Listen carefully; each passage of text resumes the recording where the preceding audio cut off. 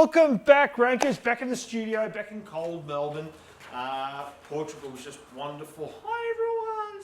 Simra Summer Jam. Oh, it was such fun. All right, learned so much. I've got my book coming out later on this year, Get Stuff Google. I know it's been a while coming, but every day I find something else to say, I get stuff Google, seriously. And I just wanted to share, there's been a culmination of events, and I tweeted this out back in May to John Mueller, who looked into it for me, and thank you very much, John.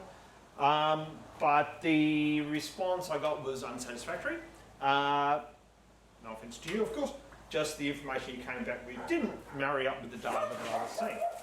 So I'm back in Melbourne, and it's a Sunday afternoon, and my dogs are in the studio. Hope that's okay. If not, what's wrong with you? And so I looked at this data, and what was happening was we found the Google bot, and you can see here, this is Google Search Console. All of a sudden it jumped, it spiked on this site, crawling 50,000 pages a day at its peak, right? And that's not good when the site's only got about 3,000 products, right? So something was definitely wrong. And the other thing that happened at the same time, you can see here, the time it took to download a page in seconds plummeted, right? Really like 20 milliseconds or something, almost nothing. And at the same time, we see this massive spike. I was like, right, okay, what's going on here? Then, when we had a look at Google Analytics, because looking at the data, and the data was sort of all of a sudden starting to look a bit weird. When we dug deeper, we found that we got this huge spike in direct traffic.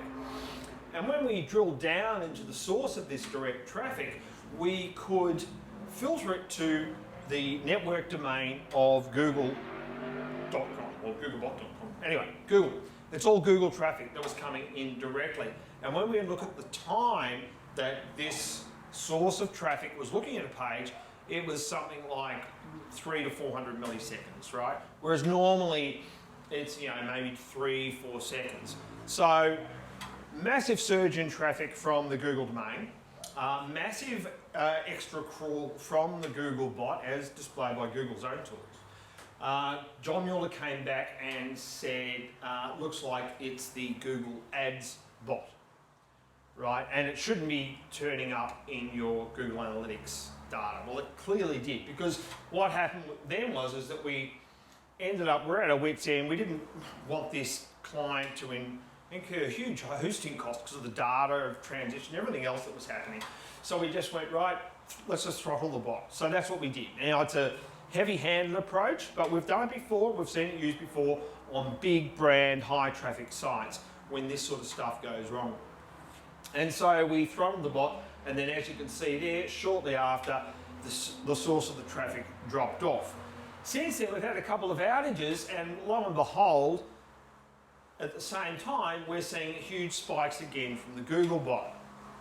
So Google can't help us. Not the people I've spoken to anyway. But it brings me to another point, because I was talking to another client who has millions of pages.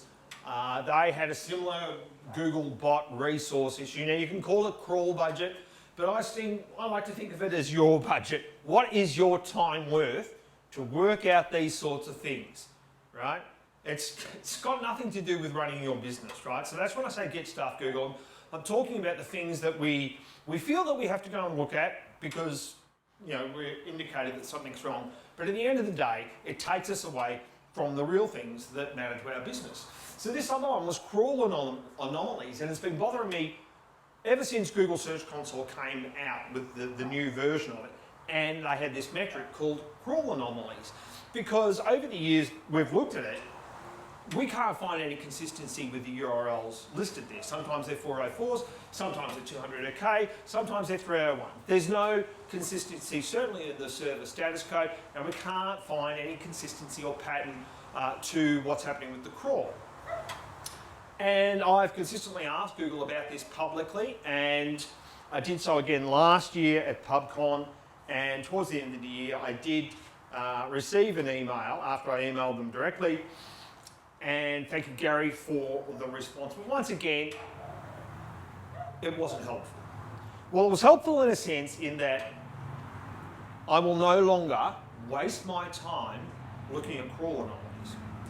And I would suggest that for most of us, You don't either, unless there's some specific reason that you do. Now, I can't, unfortunately, I'm not going to share the answer that I got, but if you want to know, I suggest that you contact Google what the metric is about, because we waste so many hours. I can't think or fathom how many hours I've spent trying to find patterns in the call anomalies to work out how I can fix this problem for my clients, when the problem doesn't actually exist, right?